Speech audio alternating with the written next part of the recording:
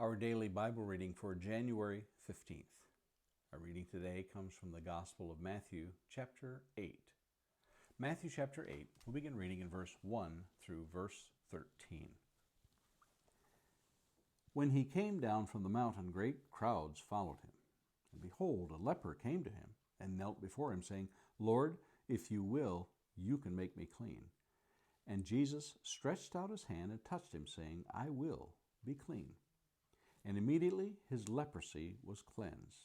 And Jesus said to him, See that you say nothing to anyone, but go, show yourself to the priest, and offer the gift that Moses commanded, for a proof to them.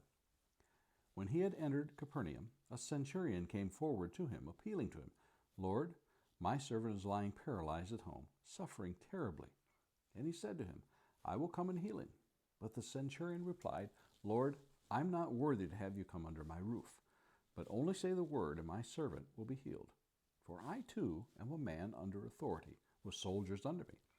And I say to one, Go, and he goes, and to another, Come, and he comes, and to my servant, Do this, and he does it. When Jesus heard this, he marveled, and said to those who followed him, Truly, I tell you, with no one in Israel have I found such faith. I tell you, many will come from east and west, and recline at table with Abraham, Isaac, and Jacob in the kingdom of heaven, while the sons of the kingdom will be thrown into outer darkness. In that place there will be weeping and gnashing of teeth. And to the centurion Jesus said, Go, let it be done for you, as you have believed. And the servant was healed at that very moment. A few thoughts for today.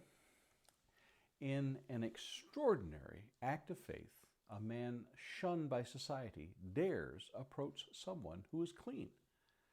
Ordinarily, a leper would know their place and stay far from others and avoid making them unclean by the law of Moses standards. But this leper boldly goes up to Jesus and in a show of faith states, Lord, if you are willing, you can make me clean. We are not told how long this man had leprosy or anything of his life. But the life of a leper was one of loneliness and exile from society. Imagine the feelings he must have felt when approaching Jesus at the prospect of becoming healed. And now, in one spoken sentence, he was rid of that scourge of leprosy. One thing was left to do. Jesus tells him, Show yourself to the priest and present the offering that Moses commanded for a testimony to them, in verse 4. Though Jesus had healed the man, all things must be done in accordance with the law so that the man could be declared clean by Jewish society. One curious statement that Jesus makes that has puzzled many over the centuries is his command, See that you tell no one. Can you imagine what it must have been like to have your life transformed and yet be told to keep quiet? The normal human reaction is one that we find in the book of Acts when the crippled man was healed by Peter. We're told, and with a leap he stood upright and began to walk, and he entered the temple with them, walking and leaping and praising God, in Acts chapter 3 and verse 8.